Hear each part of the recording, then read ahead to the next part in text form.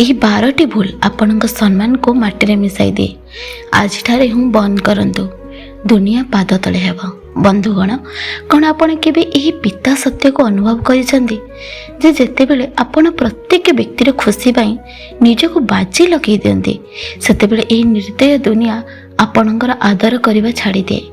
ଆପଣଙ୍କ ହୃଦୟରେ ଏହି ପ୍ରଶ୍ନ ନିଶ୍ଚୟ ବନ୍ଧୁଥିବ ଯେ ଆଖିରେ ଏତେ ଭଲ ପଣିଆ ଥିବା ସତ୍ତ୍ୱେ ଲୋକେ ଆପଣଙ୍କ ପାଦରେ ଧୂଳି ବୋଲି କାହିଁକି ଭାବି ନିଅନ୍ତି? ତେବେ ଆଜିର ଏହି ସଫର କୌଣସି ମିଠା ମୋଟିଭେସନ୍ ନୁହେଁ, ବରଂ ଆପଣଙ୍କ ଆତ୍ମସମ୍ମାନର ଏଭଳି ଏକ ଜ୍ୱଳନ୍ତ ବାସ୍ତବତା ଯାହା ଆପଣଙ୍କ ଆଖି ଖୋଲିଦେବ।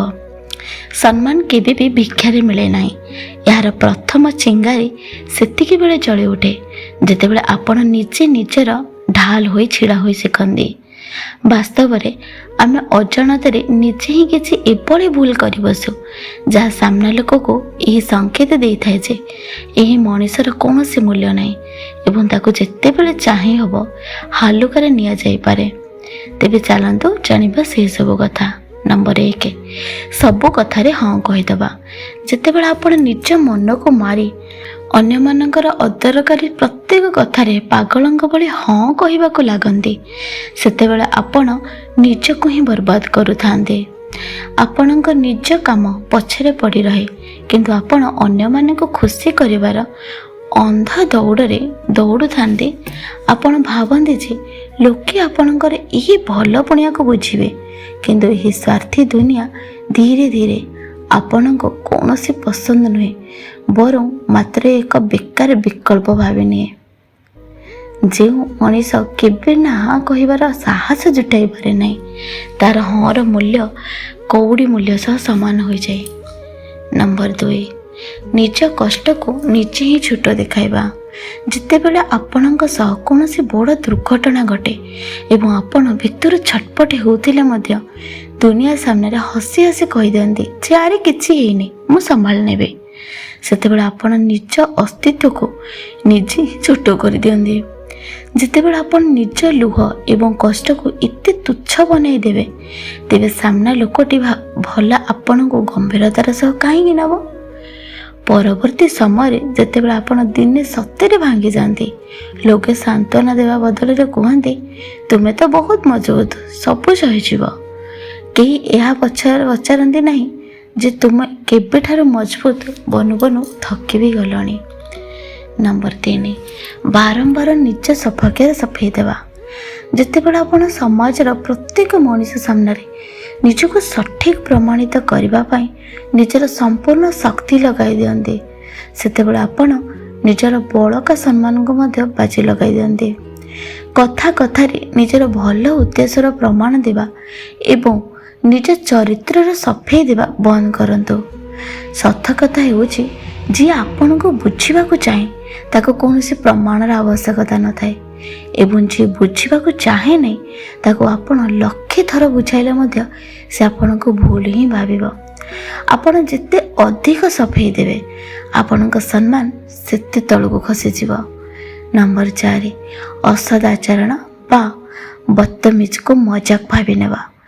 ଯଦି କୌଣସି ବ୍ୟକ୍ତି ସର୍ବ ସମ୍ମୁଖରେ ବା ସଭା ମଝିରେ ଆପଣଙ୍କୁ ଦୁର୍ବଳତାର ତମସା କରୁଛି, ଆପଣଙ୍କୁ ଆକ୍ଷେପ କରି କଥା କହୁଛେ ଏବଂ ଆପଣ ତାକୁ ମାତ୍ର ଏକ ମଜାକ ଭାବି ହସି ଉଡ଼ାଇ ଦେଉଛନ୍ତି, ତେବେ ଏହା ଆପଣଙ୍କର ଭଦ୍ରାମି ନୁହେଁ, ବରଂ ଦୁର୍ବଳତା। ଯେଉଁ କଡ଼ା କଥା ଆପଣଙ୍କ ଛାତିକୁ ବିଦ୍ଧ କରେ ତାହା ମଜାକ ନୁହେଁ, ବରଂ ସିଧାସଳଖ ଆକ୍ରମଣ। ଯେତେବେଳେ ଆପଣ ଏଭଳି ଖରାପ ଆଚରଣକୁ ହସି ଉଡ଼ାଇ ଦିଅନ୍ତି, ଆପଣ ନିଜ ସାମ୍ନା ଲୋକକୁ ଏକ ଅନୁମତି, ଏକ ପରମିଶନ ଦିଅନ୍ତି ଯେ ସିଏ ଆଗାମୀ ଥର ଆପଣଙ୍କ ସହ ଏହାଠାରୁ ମଧ୍ୟ ଅତି ଦୟନୀୟ ବ୍ୟବହାର କରୁ। ନମ୍ବର 5, ସବୁ ସମୟରେ ମାଗଣାରେ ଉପଲବ୍ଧ ରହିବା। ଯେତେବେଳେ ବି କାହାର ଫୋନ୍ ଆସେ, ଆପଣ ତୁରନ୍ତ ଉଠାଇ ନିଅନ୍ତି, ମେସେଜ ଆସିବା ମାତ୍ରେ ରିପ୍ଲାଏ କରନ୍ତି ଏବଂ କେହି ବି ଡାକିଲେ ନିଜର ସବୁ କାମ ଛାଡ଼ି ତାର ପାଦ ତଳେ ପହଞ୍ଚି ଯାଆନ୍ତି।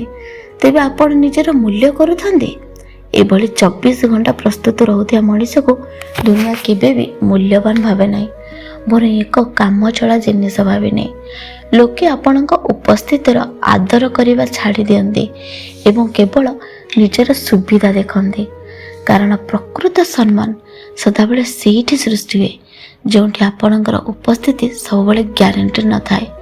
ନମ୍ବର 6, ନିଜର ସୀମା ସ୍ପଷ୍ଟ ନ କରିବା।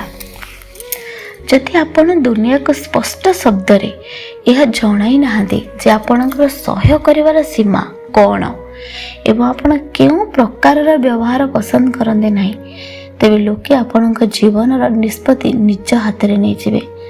ଯେତେବେଳେ ଆପଣ ନିଜ ସୀମା ନିର୍ଦ୍ଧାରଣ କରନ୍ତି ସେତେବେଳେ ଲୋକେ ନିଜର ସୀମା ଲଙ୍ଘି ଆପଣଙ୍କ ହୃଦୟକୁ ଆଘାତ ଦିଅନ୍ତି।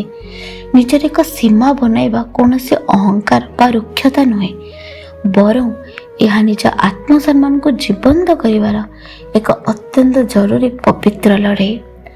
ନମ୍ବର 7, ବାରମ୍ବାର ଲୋକଙ୍କୁ କ୍ଷମା କରି ଚାଲିବା। ଯେତେବେଳେ କୌଣସି ମଣିଷ ଆପଣଙ୍କ ବିଶ୍ୱାସଘାତକତା କରେ କିମ୍ବା ଆପଣଙ୍କ ସହ ଅତି ନୀଚ ବ୍ୟବହାର କରେ, ଆପଣ ତାକୁ ବାରମ୍ବାର କ୍ଷମା କରିଦିଅନ୍ତି, ତେବେ ଏହା ଆପଣଙ୍କର ମହାନତା ନୁହେଁ, ବରଂ ଆପଣଙ୍କର ଚରମ ଦୁର୍ବଳତା ବୋଲି ଧରାଯାଏ।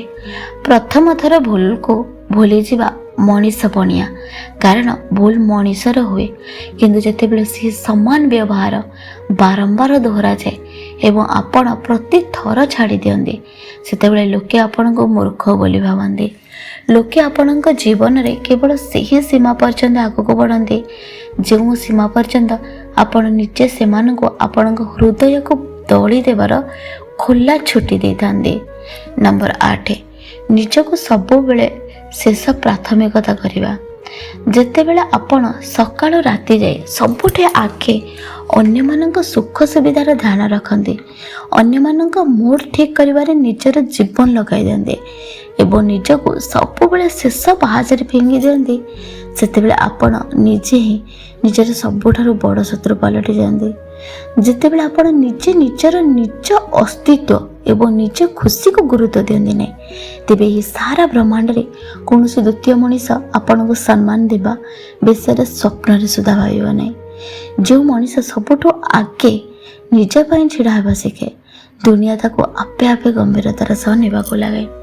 ନମ୍ବର 9, ଭୟ ଯୋଗୁଁ ଚୁପ୍ ରହିବା। ଯେତେବେଳେ ଆପଣ କେବଳ ଏହି ଭୟରେ ନିଜ ଓଠକୁ ସିଲେଇ କରିଦିଅନ୍ତି ଯେ ଯଦି ଆପଣ ସତ କହିଦେବେ କିମ୍ବା ନିଜ ହକ୍ ପାଇଁ ସ୍ୱର ଉତ୍ତୋଳନ କରିବେ, ତେବେ ସାମ୍ନା ଲୋକଟି ରାଗିଯିବ କିମ୍ବା ଆପଣଙ୍କର ସମ୍ପର୍କ ଭାଙ୍ଗିଯିବ, ସେତେବେଳେ ଆପଣ ନିଜର ମର୍ଯ୍ୟାଦା ହରାନ୍ତି। ଏହି କଥାକୁ ମନରେ ବସାଇ ନିଅନ୍ତୁ ଯେ ଯେଉଁ ସମ୍ପର୍କ ଆପଣଙ୍କ ହକ୍ରେ ଗୋଟିଏ ସତ କଥା କହିବା ଦ୍ୱାରା ତାସ ଘର ଭଳି ଭାଙ୍ଗିଯାଏ, ସେହି ସମ୍ପର୍କ ଆଗରୁ ହିଁ ଭିତରୁ ବିଷାକ୍ତ ଥିଲା। ଏହି ସ୍ୱାର୍ଥୀ ଦୁନିଆରେ ସମ୍ମାନ କେବେ ବି ମୋକ ହୋଇ ଚୁପ୍ ରହିଲେ ମିଳେ ନାହିଁ, ବରଂ ନିଜ ପାଇଁ ଖୋଲାଖୋଲି କହିବା ଦ୍ୱାରା ଆସିଥାଏ। ନମ୍ବର 10, ସବୁବେଳେ ବେକାର କଥାକୁ ନିଜ ଉପରକୁ ନେଇଯିବା। ଯେତେବେଳେ ଆପଣ ଅନ୍ୟମାନଙ୍କ ରୁକ୍ଷ ବ୍ୟବହାର, ସେମାନଙ୍କ କ୍ରୋଧ ଏବଂ ସେମାନଙ୍କ ଖରାପ ମୁଡ୍ର ଦାୟିତ୍ୱ ନିଜ ମୁଣ୍ଡକୁ ନେଇଯାଆନ୍ତି ଏବଂ ଭାବିବାକୁ ଲାଗନ୍ତି ଯେ ବୋଧହୁଏ ଆପଣଙ୍କର ହିଁ କିଛି ଭୁଲ ଥିବ, ସେତେବେଳେ ଆପଣ ନିଜକୁ ମାନସିକ ସ୍ତରରେ ଅତ୍ୟନ୍ତ ଦୁର୍ବଳ କରିଦିଅନ୍ତି।